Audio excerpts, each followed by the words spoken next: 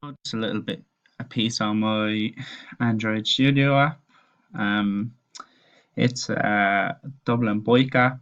It gives you real-time information about all the Dublin bike stations across Dublin. It has different features, which include like having two tabs, um, one which has favorites and a list of favorites, and the other has the plotted stations around Dublin.